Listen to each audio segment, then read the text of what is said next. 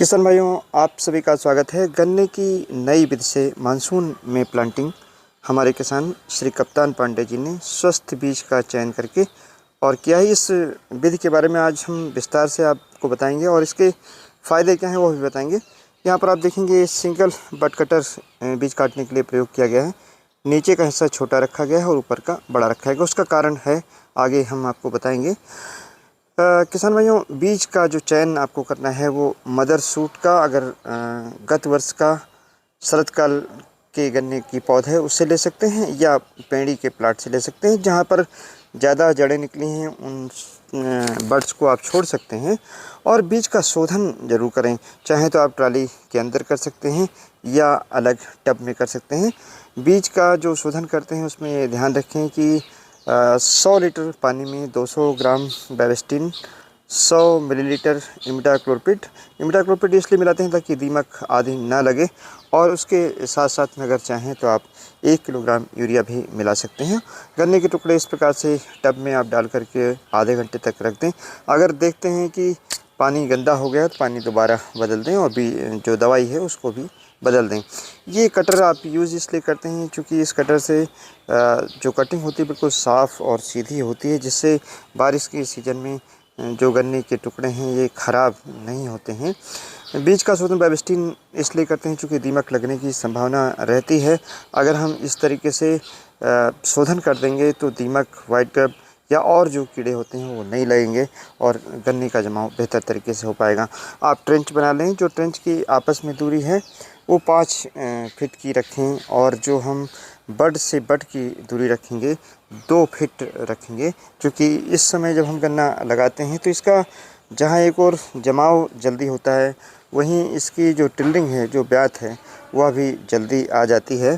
तो ऐसी दशा में इसको दूरी पर लगाएंगे। ये परंपरागत विधि है और इस तरीके से यहाँ पर पानी भरकर और एक साइड में जो गन्ने के टुकड़े हैं जिनको हमने पहले से शोधित कर रखा है उनको लगाया है। लगाते समय ये ध्यान रखना है कि जो बड है वह ज़मीन को ज़रूर टच कर जाए, क्योंकि जड़ें जो बड रिंग होती है, रूट रिंग जिसको हम बोलते हैं, वहाँ से जड़ें सबसे पहले फूटती हैं, निकलती हैं। तो ये ज़रूरी है कि जो बड है वह ज़मीन के अंदर जाए। साइड में आप लगाते हैं तो एक साइड से उसको ज़मीन ज़रूर मिट्टी मिल जाती है, जिससे जमाव जल्दी होता है और जो रूटिंग है वह भी जल्दी होती है। इस विधि का मानसून की प्लांटिंग में फ़ायदा क्या है? जब हम परंपरागत विधि से गन्ने को ट्रेंच विधि से लगाते हैं, बीच में गन्ना लगा देते हैं, और अगर बारिश होती है तो बीच में गन्ना लगाने के बाद सबसे ज़्यादा पानी वहाँ पर रुकता है, जिससे गन्ने के टुकड़े के सड़ने की संभावना रहती है और जमाव प्रभावित हो जाता है। जब हम इस तरीके से 5 गुणे 2 फीट की दूरी पर गन्ने को लगाते हैं, साइड में अगर थोड़ी बारिश होती भी है तो गन्ने का टुकड़ा डूबता नहीं है, क्योंकि गन्ने की जो एक ठूंठ है ऊपर की तरफ निकली रहती है। अगर 5 सेंटीमीटर 6 सेंटीमीटर तक भी बारिश हो जाती है तो गन्ने का टुकड़ा डूबता नहीं है और जमाव गन्ने में पानी भरा होने के बावजूद भी हो जाता है।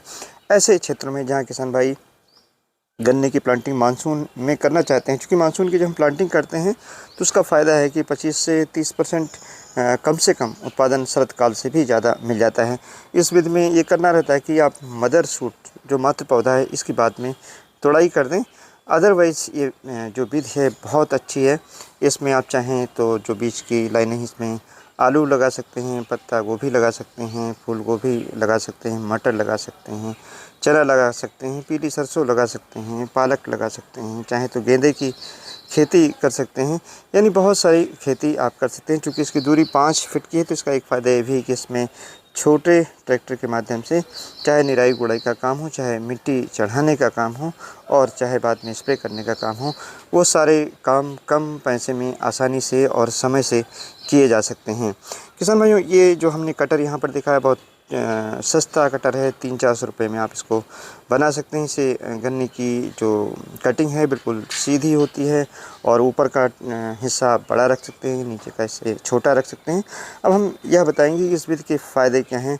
जब किसान भाइयों हम गन्ने का जो बड है ऊपर की तरफ रखते हैं, यानी गन्ना जिस तरीके से उगता है, तो इसमें जमाव जल्दी होता है और टिल्डरिंग भी जल्दी होती है। इसका बहुत बड़ा फ़ायदा है। दूसरा फ़ायदा है कि अगर हमको ड्रेंचिंग करनी है तो जहाँ पर हमने गन्ना खड़ा कर रखा है वहाँ पर हमको ड्रेंचिंग करनी है। निराई गुड़ाई अगर हमें करनी है तो वह भी हम वहाँ पर कर सकते हैं जहाँ पर हमारा पौधा पहले से खड़ा है। इस तरीके की जो प्लांटिंग है इसमें टिल्डिंग बहुत होती है। इस विधि का एक और बड़ा फ़ायदा है, चूँकि हमेशा गर्मी गन्ने के टुकड़े के ऊपर जब सूरज निकलता है पड़ती रहती है, जिससे जमाव और फुटाव जल्दी होता है, और यही नहीं जो टिलर्स निकलते हैं उनका बिगर भी ज़्यादा होता है। इस विधि को अगर हम परंपरागत विधि से और कंपेयर करें तो ये देखेंगे कि गन्ने का टुकड़ा हम जब लेटा कर बोते हैं तो उसका जमाव देरी से होता है, टिल्डिंग देरी से होती है, तो इस विधि की जो ओवरऑल उपज है वह भी बेहतर होती है। इसमें सावधानी जो बरतनी है वो सावधानी यह है कि इस विधि की जब भी प्लांटिंग आप करें तो जो गन्ने का टुकड़ा ऊपर का है इस पर एक बार क्लोरोपाइरीफास की ड्रेंचिंग कर दें, जिससे इसमें दीमक ना लगने पाए। और अगर आवश्यक ये भी है कि अगर गन्ने के टुकड़े को ऊपर से चिकनी मिट्टी से थोड़ा सा ढक दें तो नमी का ह्रास नहीं होगा, जिससे जमाव जल्दी होगा। हल्का पानी लगाते रहें, बार बार लगाते रहें, जिससे जमाव और टिल्डिंग समय से हो जाएगी और यह विधि आपको अच्छा उत्पादन दे सकती है। किसान भाई, हमने रिंग पिट विधि, ट्रेंच विधि और एक ये नई विधि के बारे में बताया है। इस विधि से गन्ने बुआई का चूँकि एक ये नया तरीका है, जो किसान भाई मानसून में गन्ना बोना चाहते हैं, अगर किसी को गन्ना अभी बोना है तो इस विधि से बो सकते हैं। ख़ासतौर से उन क्षेत्रों में जहां बाद में जल भराव हो जाता है, आप प्लांटिंग नहीं कर पाते हैं, उन क्षेत्रों में इस तरीके से बुआई कर सकते हैं।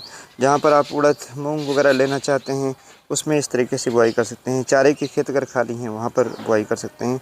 और निश्चित तौर से इस विधि से जो गन्ने की उत्पादकता है वह भी, अगर हम लेट जो शुगर केन की प्लांटिंग करते हैं उससे अगर कंपेयर करेंगे तो 2.5 से 3 गुना तक उत्पादकता इस विधि से मिल सकती है। किसान भाइयों, इस समय इसकी प्लांटिंग करना इसलिए भी आसान है कि आपको जो मानव श्रम है वह भी उपलब्ध रहता है, तो उसका उपयोग करते हुए आप प्लांटिंग कर सकते हैं।